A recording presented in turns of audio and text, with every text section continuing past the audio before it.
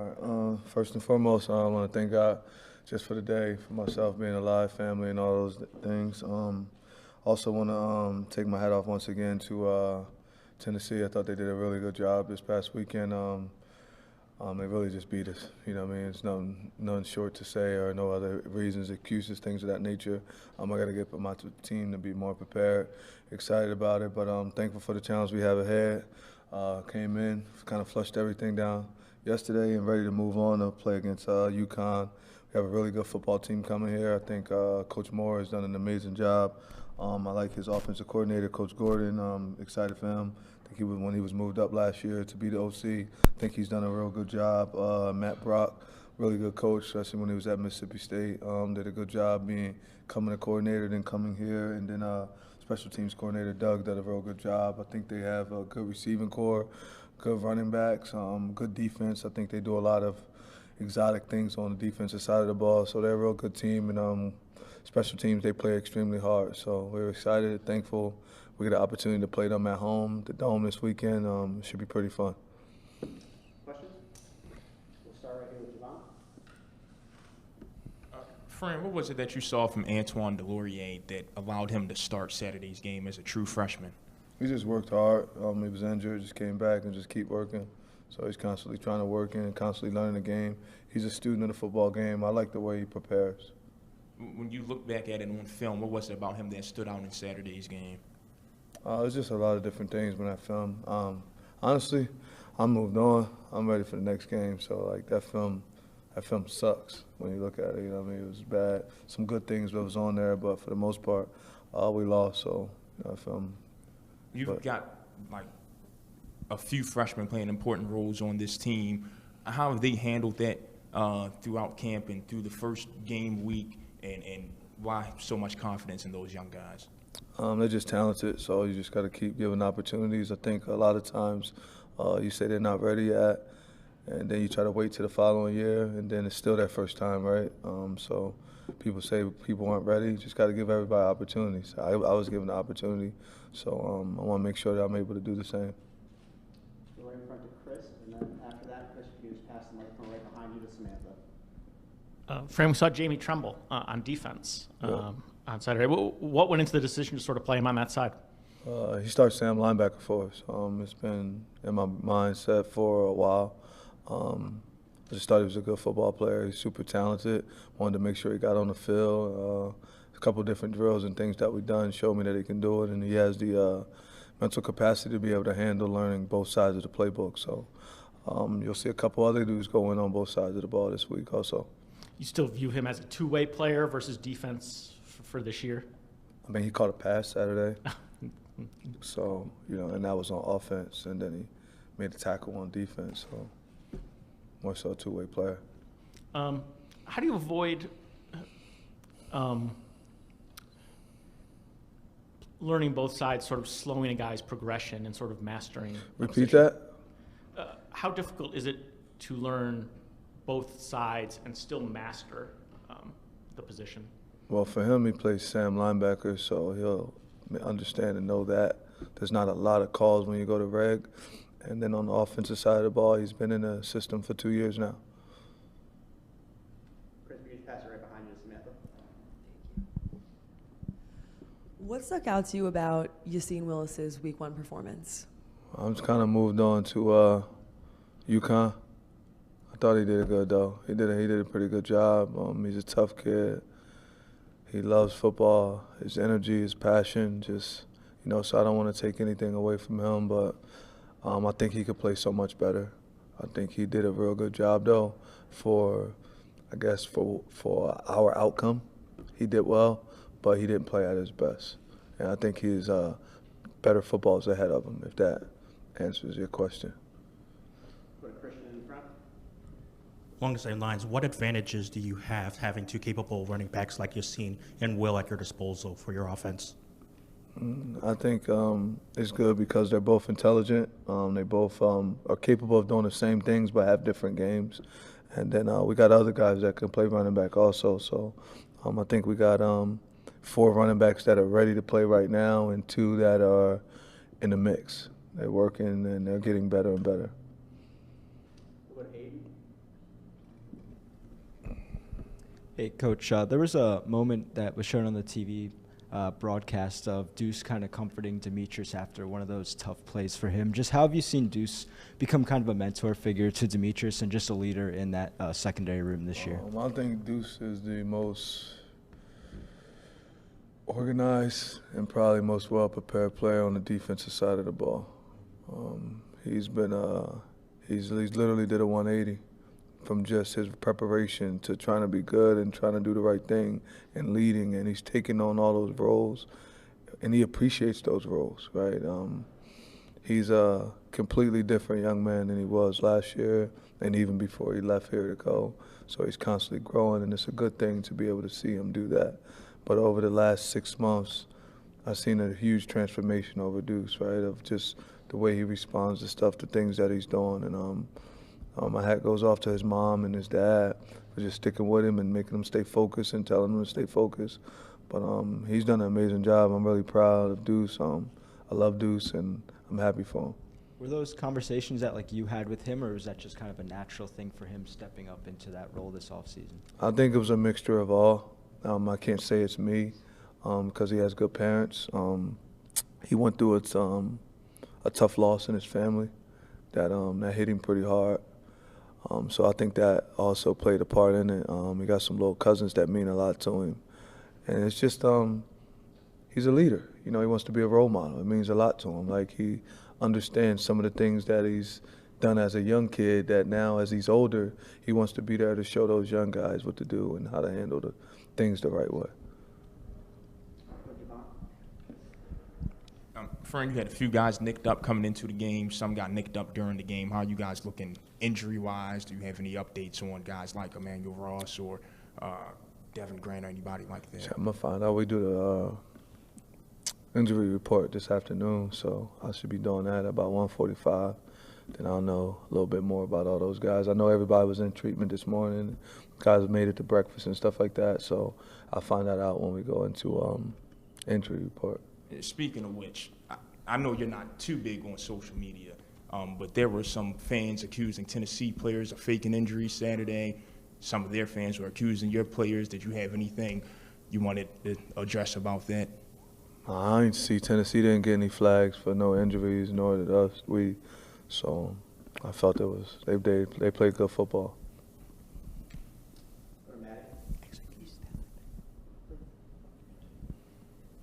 Coach Derek McDonald, after the game, talked about tackling and how that was still a point of work for them this week. How do you think, you guys are kind of tackling that literally and figuratively to make sure that? I'll get it fixed. Yeah, we'll get it fixed this weekend. This week, not this weekend. We got to get it fixed today, though. So that started last week on Wednesday, so we'll get it fixed.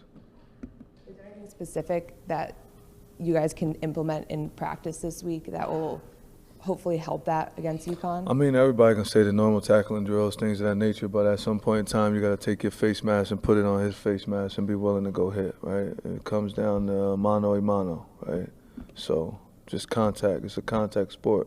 If you don't want to hit, you got to go hit. We thought in practice, so I'm just not aware of why we diving at legs and all that little.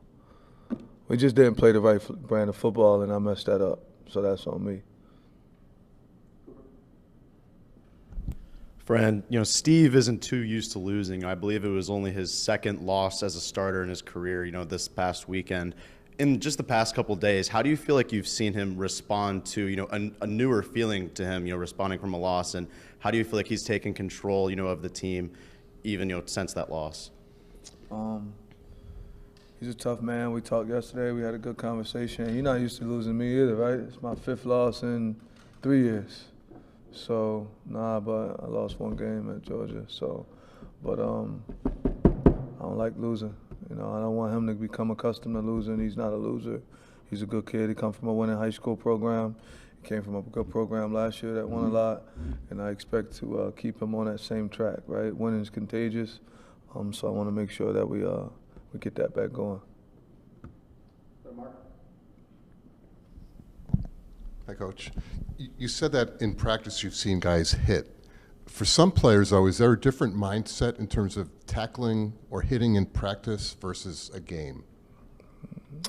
It shouldn't be. That's the issue right there. It shouldn't be. A hit's a hit. So we got to be able to figure that out, right? Whether it's technique, a courage, you know, we got to get that fixed. So, because it's hard to tell the difference in confused and scared to me when you're watching tape, right? Does he not know what to do, or is he scared, right? So we got to figure that out fast.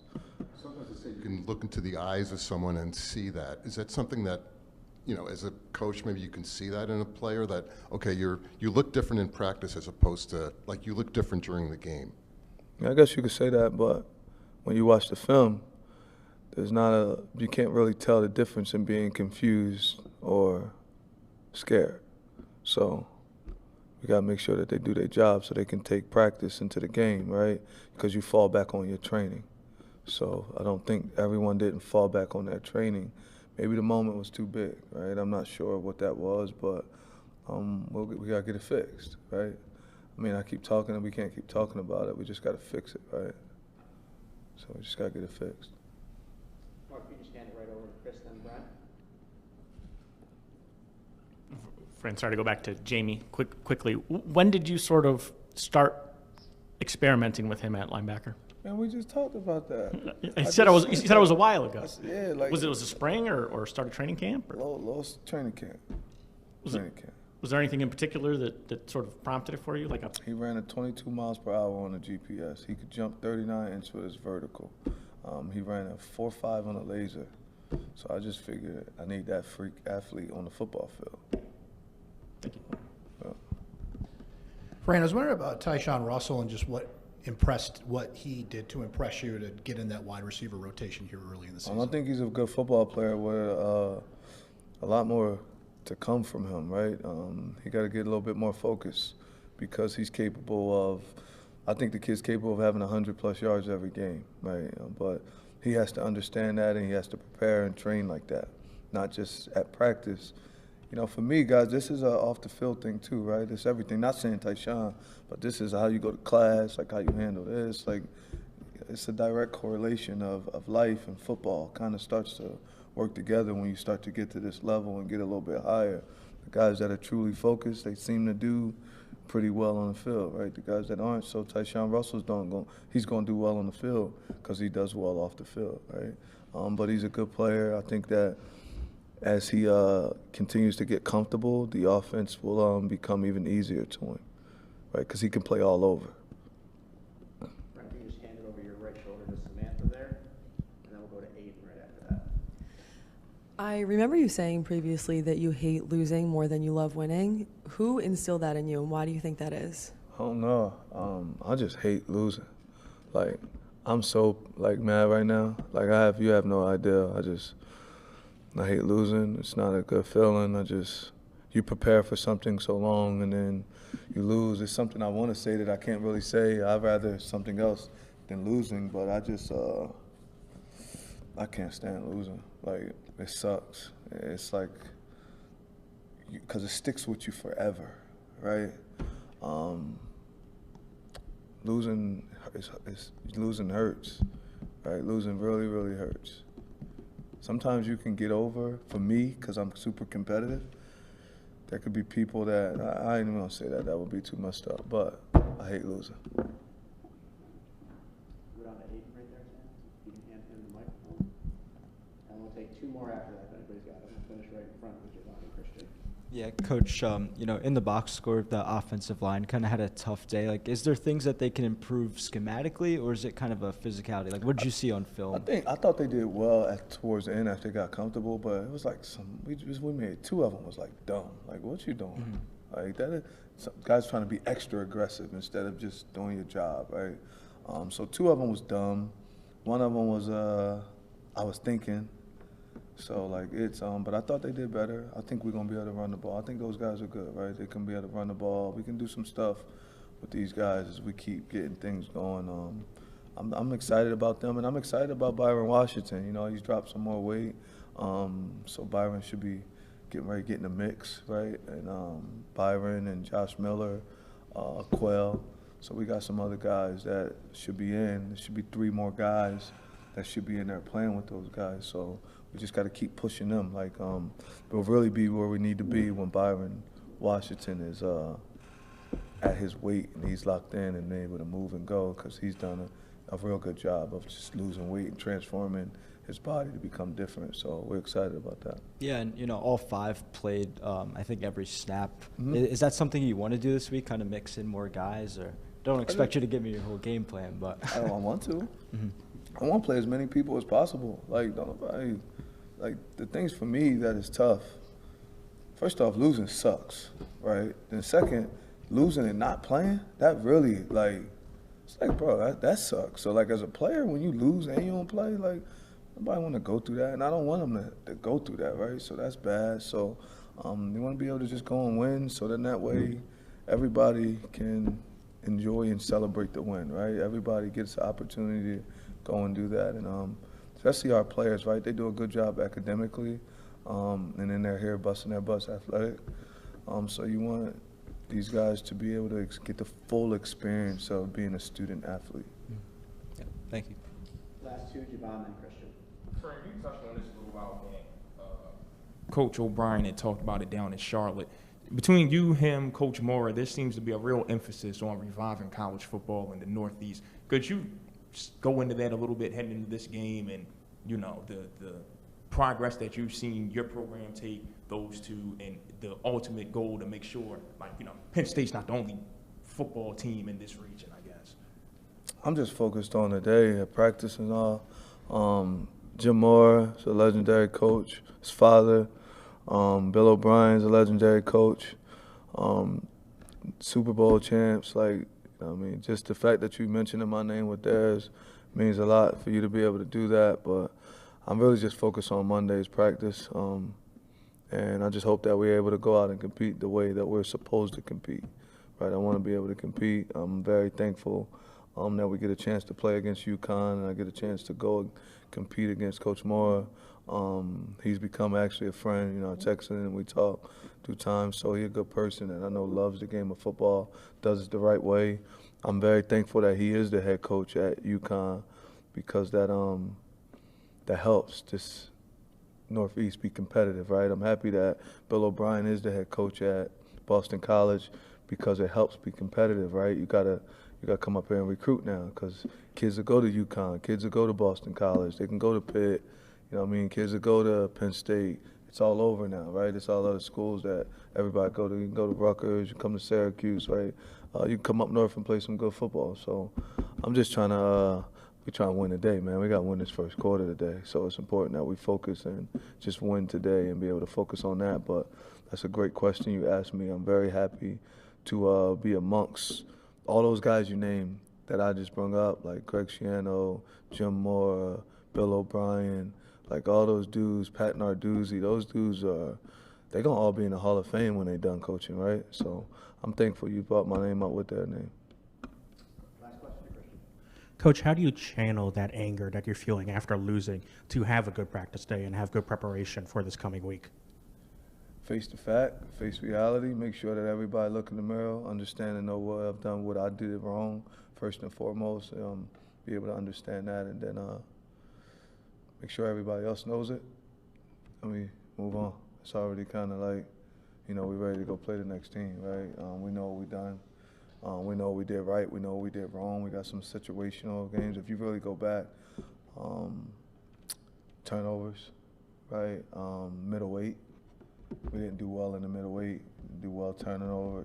We turned over the ball, and then we didn't do well tackling, right? But that middleweight, when we score, we can't let them score, right? That's not good football. It's not good complementary football, and we got to play complementary football this weekend. And that's what we talked about. That's what we ready to go out and try and be able to do and compete. And so we're just ready to go have some fun this weekend. And I'm gonna still make sure the players have fun, though, right? It's important that they still have fun and understand.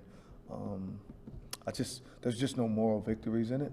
It's like we got our butts whipped, right? So, like we 0-1, and that's not a good deal, and we want to get on the winning side of the column so we can continue to try to go face with things that we need to face. Thank you, Coach. Thanks, man.